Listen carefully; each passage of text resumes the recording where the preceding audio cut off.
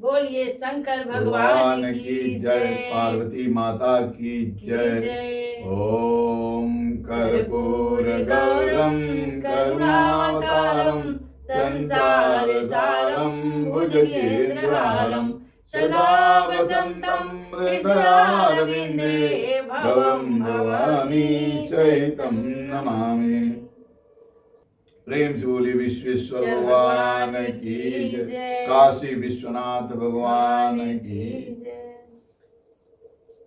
अब हम अगले ज्योतिर्लिंग की कथा आपको सुना रहे हैं। विश्वेश्वर भगवान यानी विश्वनाथ, काशी विश्वनाथ भगवान की कथा, उनकी ज्योतिर्लिंग और उनकी महिमा के प्रसंग के बारे में इस कथा में बताया गया है।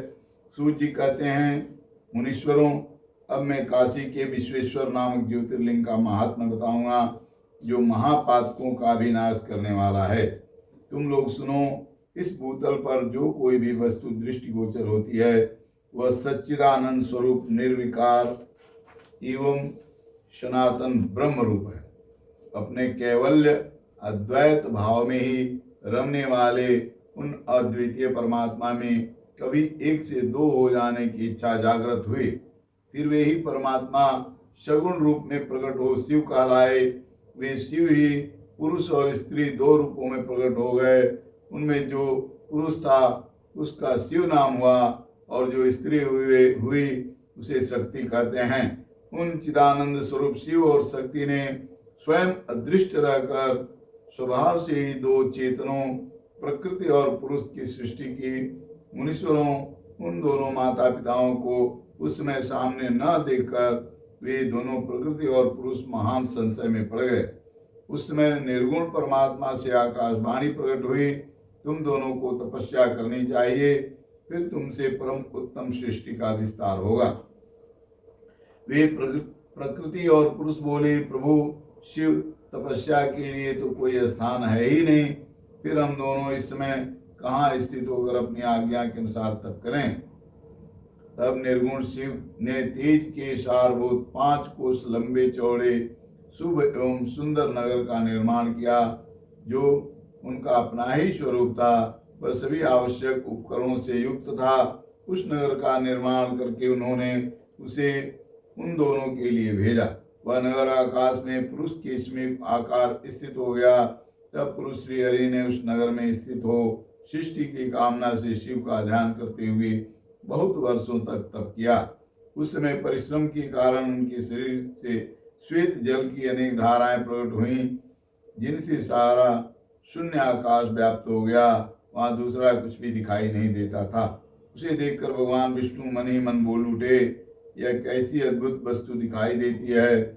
उस समय इस आश्चर्य को देखकर उन्होंने अपना सिर हिलाया, जिससे उन प्रभु के सामने ही उनके कान से मणि गिर पड़ी। जहाँ वह मणि गिरी वह स्थान मणिकर्णिका नामक महान तीर्थ हो गया। यानी काशी में जो मणिकर्णिका घाट है वह जो है उसी समय उसका नाम पड़ा।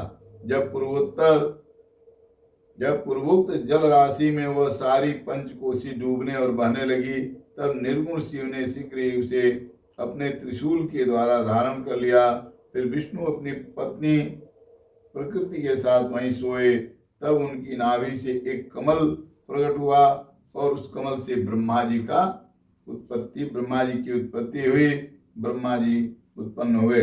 उनकी उत्पत्ति में भी शंकर का आदेश ही कारण था। तदंतर उन्होंने शिव की आज्ञा पाकर अद्भुत सृष्टि आरंभ की। ब्रह्मा जी ने ब्रह्मांड में 14 भुवन बनाए।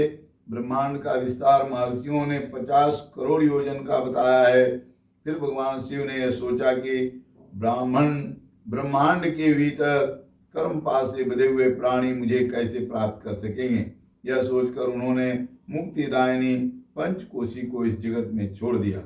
यह पंचकोशी काशी लोक में कल्याणदायिनी कर्म बंधन का नाश करने वाली, ज्ञानदात्री तथा मोक्ष को प्रकाशित करने वाली मानी गई है, अतएव मुझे परम प्रिय है। यहाँ स्वयं परमात्मा ने अभिमुक्त लिंग की स्थापना की है तथा मेरी अंशभूत हरे, तुम्हें कभी इस क्षेत्र का त्याग नहीं करना चाहिए। ऐसा कहकर भगवान हर ने काशीपुरी को स्वयं अपने त्रिशूल से उतारकर मृत्युलोक के जगत में छोड़ दिया।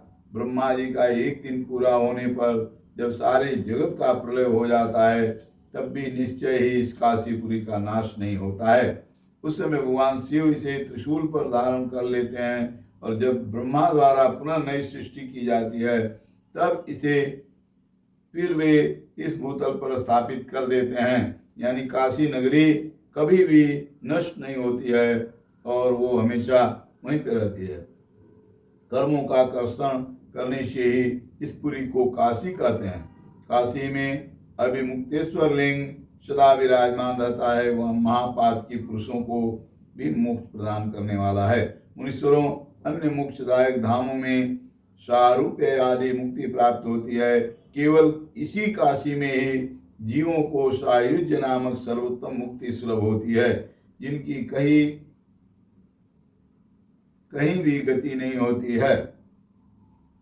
उनके लिए वाराणसी पुरी ही गति है। महापुण्यमयी पंचकोशी करोड़ों हत्याओं का विनाश करने वाली हैं। यहाँ समस्त अमरगण भी मरण की इच्छा करते हैं, फिर दूसरों की तो बात ही क्या है। यह शंकर की प्रिय नगरी काशी सदा भोग और मोक्ष प्रदान करने वाली है।